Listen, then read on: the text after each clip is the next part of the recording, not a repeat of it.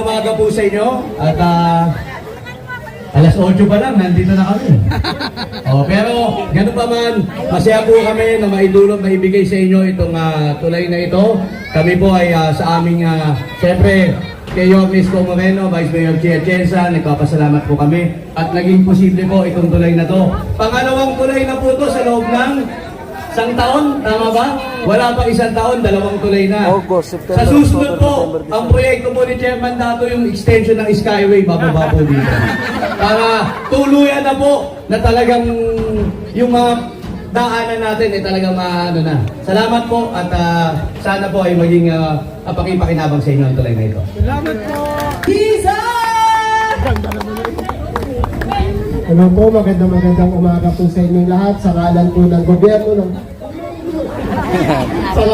gobyerno ng lungsod ng Maynila, ito po,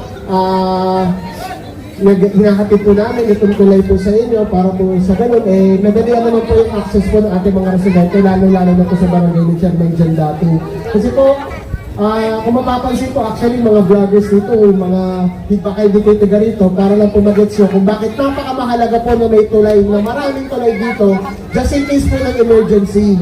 Kasi po, ito lang po yung access sila na pinakamalapit na punta po sa isang main road. Pag nagkaroon po ng emergency, importante pong maraming tawiran kasi po, pag konti lang yung tulay, choke point po yan eh.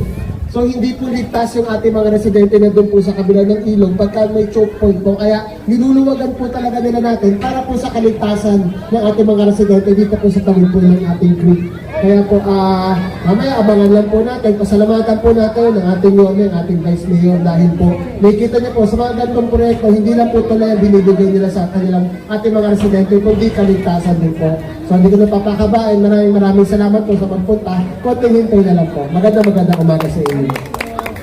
Salamat, Kalche! Isang maiksing mensahe po para sa Barangay 739. Pasensya na po, wala kaming bubong. Sa susunod bubong naman po ibang project. Magandang umaga po sa inyong lahat. Ito pong tulay na ito ay dapat po pakinabangan po ng lahat At alagaan po natin yun po palaging binibilin po ni Yormis Moreno. Lahat po ng proyekto ng pamahalaan ay pagkaisahan po natin ayusin, linisin at alagaan para po sa ating lahat yan. Sana itong tulay na ito ay magsilbing isang daluyan ng para sa ating mamamayan. Hindi lamang sa 739. Siyempre lahat dito ng barangay dito. Nakakasakop ng Zona 80 ay makikinabang. At 81 dito rin pala. Muli po, pati po ay nagpapasalamat sa ating chairman na napakasipag na talagang nandito. At sana, chairman, mamaya may request ako tungkol po dito sa likod. Pakita ko na lang sa inyo. Muli po, maraming salamat po sa inyo lahat. Yubako! Ayan, napakabait at napakagwapong konsehal natin. Maraming salamat. Parang hindi ka nalulupat, no? Kanina pa to, sayaw ng sayaw. Lahat na, kahit sa ilalim ng araw. Sa inyo lahat po, magandang tanghali po sa inyo lahat. Yung mga barangay chairman natin nandun, no? Nagtatago sa ilalim ng pulo. Dito kayo sa ilalim ng araw. Diba? Sabay-sabay tayo masusunog, no? Pero, una-una, siyempre pasalamatan natin ang ating Yorme Isko Moreno Lumagoso. Palakpakan natin si Yorme. Para pagdating mamaya, mas malakas pa hiyawan, no? At ang ating Vice Mayor, si Atienza. Alam mo, napakahalaga talaga nitong footbridge na to, lalo na, huwag naman sana, di ba, palagi kong sinasabi ating advocacy tungkol sa sunog, di ba? Mag-iingat tayo sa sunog, no? Lalo na sa lugar nyo, kasi pag dito nagkakasunog, nire-nervyos ako, no? Talagang lumalaki ako, pero huwag naman, no? Mag-iingat po tayo, mainit pa rin ang panahon. Mas kailangan extra careful tayo ngayon. At natutuwa ako kasi malaking bagay na magkaroon ng ganitong footbridge dito. Malaking footbridge ang dito, ginawa ng ating syudad na Maynila.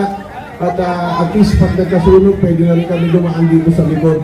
No, dati, hirap na hirap kami pag doon sa kabila. Napakasikip din, no, papunta dito.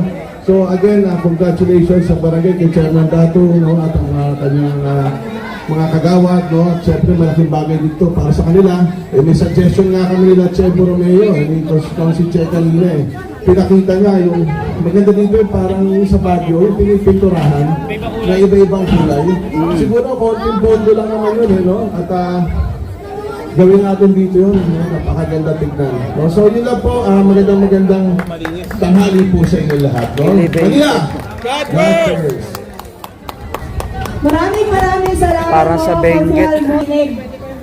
Lubos po ako nagpapasalamat sa bumubuo nito, lalong-lalo na po kay Mayor Isko Moreno Dumugangso. At pati rin po kay Vice D at sa lahat ng konsehal ng District 5. Nais ko lang po ipaalam sa inyo ngayon lang po, mainit-init pa po.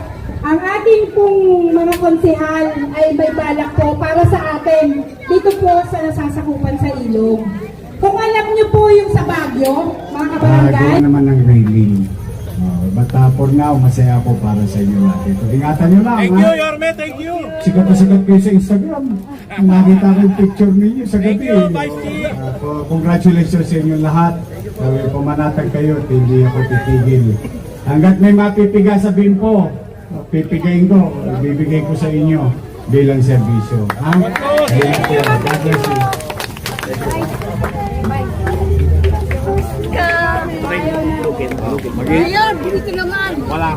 Maraming salamat po, Yorme Isko Moreno Dumagasa and Vice Mayor Chi Atienza. Thank you so much.